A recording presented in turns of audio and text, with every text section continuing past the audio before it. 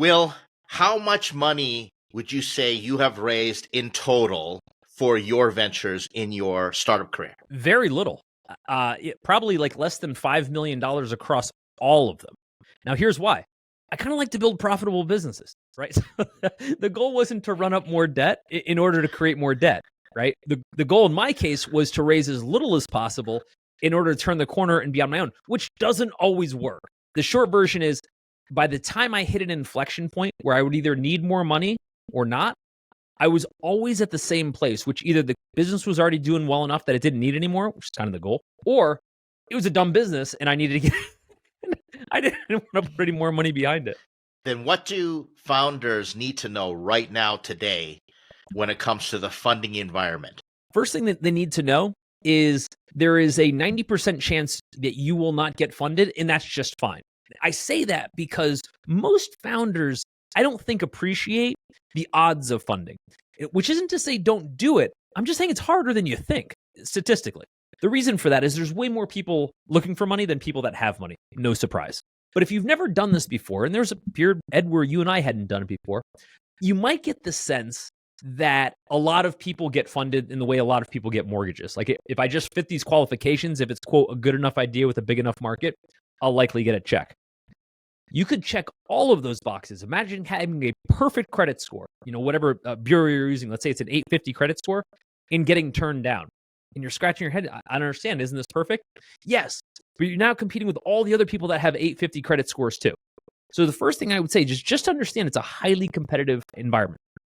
On top of that, boy, the world just changed a whole bunch over the last few years. Most people coming into this market, into fundraising, startups, whatever, they don't know what just happened.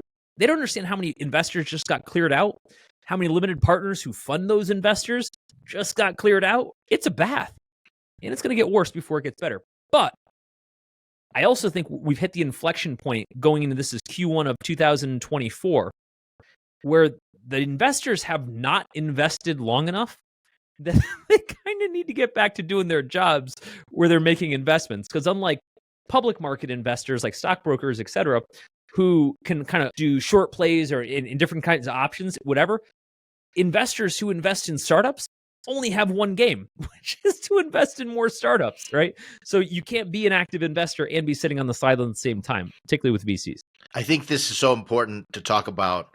I want to give the founders at Startups.com that come to us Fundable a reality check. It's 2024, and the days of that easy money just flowing, that frothiness, are done, and I don't think it's coming back. And you know what I'm hearing right now that I'd never heard before? Our investors are saying, if the founder does not have a plan to build without my investment, I'm not interested. Whereas before it was like, take my money, burn my money, you need more of my money. Now it's like, if you don't have a plan without my money, I'm not going to invest in you. That's completely different for me. I haven't heard that before. What about you? The reason you're hearing it now is because it didn't work. The throw money at the wall and just see what happens. It reminds me of a previous era, and this era would have started around after the financial crisis of 2007, 2008. Every time there's a crisis, just like we had one just now, there's like a boom period thereafter, right? During that boom period, this is 2009, 2010. One of the memes, if you will, was just get tons of users and it'll figure itself out. Just grow users and everything else will figure itself out. So everyone said that. And every time this happens, right, whenever I can see like people are trying to defy the physics of business fundamentals, I'm like, yeah, that's not going to end well, right? Here is everybody's pitch. We'll just grow users and then we'll turn on revenue. Exactly. When you know that's just a bunch of shit, when you talk to people who run real big businesses, right, like traditional real big businesses, and they're like, huh? Turn on revenue. Talk to some guy who owns a lumber yard. Tell him about turning on revenue. It's like, what the hell else would you be doing, right? The problem is it ends up working for some outliers. And so everyone uses that as the baseline explanation, okay?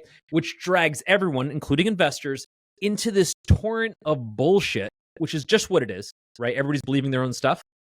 Every time, it washes out. A good example of all the IPOs we had in 2020, more so 2021, the average trading value of those companies is infinitesimal. And these are the ones that went public. Like, remember Wish.com? Oh, do I ever? Dude, it went out at like 20 billion or 16 billion or whatever in market cap. And now it's worth like $10, right? I think it's probably delisted by now. And I'm not knocking Wish. I don't have any personal issue with them. I'm just saying numerically, right? It was exactly that kind of behavior. So where I think we are now, I think we are in the part where everybody sobers up and everybody's like, I guess we're going to have to build real businesses that make real money. And that's what you're talking about, where investors say that, you've got to be able to work without my money. But it'll go away. Mark my words. I've been doing this for 31 years. I've been through lots of booms and busts, and I know you have too, Ed. I got to tell you, we're 2 years out from another bullshit cycle. And you'll know it's starting when you hear people say things like, we're going to do X, whereby X doesn't involve making any money, and it's going to work out. As soon as you hear that, like, yeah. More recently, we had crypto. Yeah, it's going to be that, but it's going to be on blockchain. Cool. Does it make money? No. Well, there you go. I can already tell you how that's going to end. Well, we just went through what they're calling the mass extinction event. It usually shakes out the bad apples, which is great for us. Then we're looking at this environment right now where, as I'm talking to investors, talking to founders, and I got a lot of common stories like we talked about, which is a testament. And I'm thinking about a founder right now. Yeah. They were given $12 million investment. Mm-hmm. They got a $6 million tranche. And then the VC was like, move here, grow, build this massive facility. And it was all just spend the money. Yep. But then they didn't get the second half. So they're like, are you shitting me? Like, I can't believe you did this, but it was the condition. Yeah. But to this founder's testament, they went and focused on revenue. And now they've got a story, and they said, without even that extra money, we will be just default alive until the end of 2025. And I said, that is amazing. Last week, I was at an in-person founder group.